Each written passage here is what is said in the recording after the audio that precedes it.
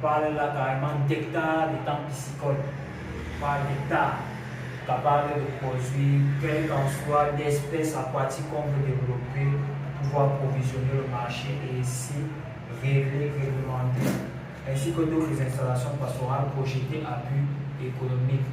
Le projet sera de plus en plus mature pour pouvoir voir quels sont les autres apports qu'on peut apporter en fonction des besoins locaux. Le projet doit inclure également la construction d'un supermarché. Nous serons achalandés des divers produits de l'unité de production.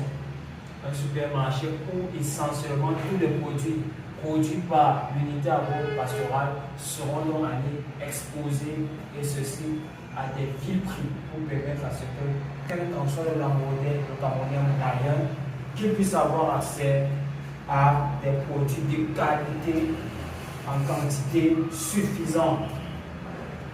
Les objectifs spécifiques de ce projet sont les suivants. Permettre la disponibilité des produits vivriers sur le marché en toute saison, chose qui est difficile actuellement sur le marché. Réduire la dépendance aux importations, arrêter d'exporter les riz en Asie, en Europe, tout ça. Réduire drastiquement les importations. Éviter la hausse des prix des produits alimentaires sur le marché à cause des déficits d'approvisionnement, tout augmente, tout flambe. Plus il y a présence sur le marché, plus ça sera facile à acheter. Favoriser la consommation locale. Nous consommons essentiellement étranger, surtout le riz. Vu que le riz est l'aliment le plus consommé au Cameroun, nous consommons essentiellement pas local. Oui. Promouvoir le développement agricole au Cameroun. Nombreux sont ceux-là qui ont commencé à se retirer de l'agriculture parce que ça nécessite énormément de moyens. Il faudrait essayer de changer donc la donne, d'où l'objectif des objectifs de ce projet. Pour pouvoir donc assurer ces objectifs, il y a des défis très importants à relever, notamment le manque d'appui financier. Parce que le pays est un peu dans des problèmes de mauvaise gouvernance et de corruption.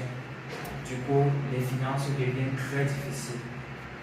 La mauvaise gouvernance dont je parlais tout à l'heure, avoir au moins ces titres pour les papiers, la procédure administrative pour pouvoir mettre sur pied ce genre de projet est vraiment difficile.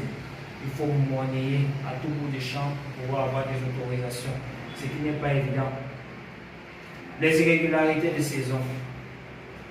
Actuellement, nous subissons le jour des irrégularités de saison. Les climats sont très changeants, très changeants. Le manque d'équipements de pointe. Nous ne parvenons pas vraiment à avoir des équipements solides et fiables pour pouvoir développer un tel projet. Il faudra donc les acheter à l'international. Ça va faire des ressources à dépenser ou alors les développer simplement sur place. Parce qu'un tel projet va nécessiter des capteurs de température, de pression, ainsi de suite. Et enfin, l'un des problèmes les plus importants, j'ai décidé de mettre en lumière l'égoïsme. Tant que nous sommes égoïstes et que nous ne pensons pas à X ou à Y ou bien à notre entourage, nous ne pouvons pas développer ce genre de projet. Un projet s'implémente dans l'optique d'aider et non dans l'optique de se faire de l'argent. Se faire de l'argent, c'est le dernier recours. C'est le bien qu'on obtient derrière un service qu'on propose. Mais le service en lui-même est pour aider quelqu'un et donc aider la population. Et si nous faisons preuve d'égoïsme, ce genre de problème ne va jamais voir le jour. Et notamment, ça va passer par tout ce dont j'ai cité en haut, mauvaise gouvernance, manque d'appui financier. Même s'il y a l'argent, on va refuser de financer à cause de l'égoïsme. Parce qu'on ne voudra pas que certaines personnes puissent profiter et ainsi de suite. Ça devient donc un très grand problème, un défi incroyable à surmonter. Au vu donc du développement d'une unité de production agro-pastorale, il y aura plusieurs avantages. Plusieurs avantages seront proposés par cette unité.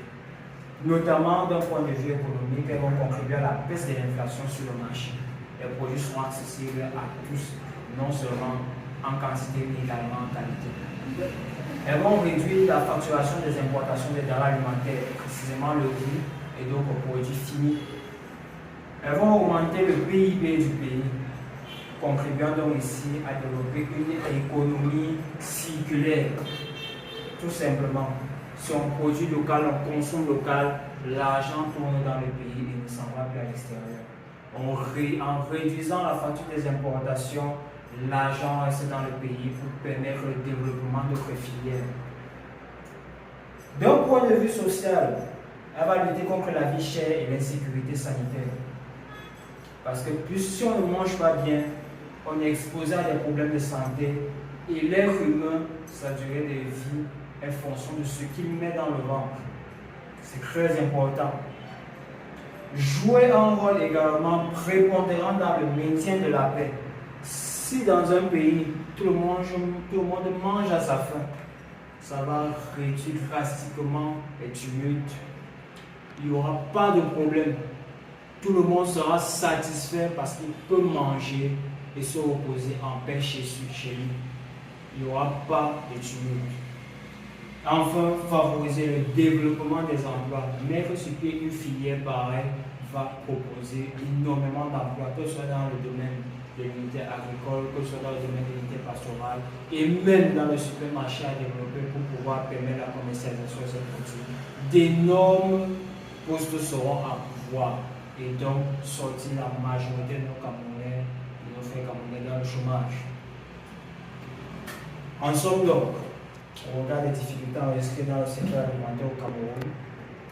Et vu tout ce qui précède, bien évidemment, il convient de dire qu'une solution doit être mise sur pied pour résoudre le problème d'inflation des produits alimentaires sur nos différents marchés et prévenir ainsi les risques d'insécurité alimentaire.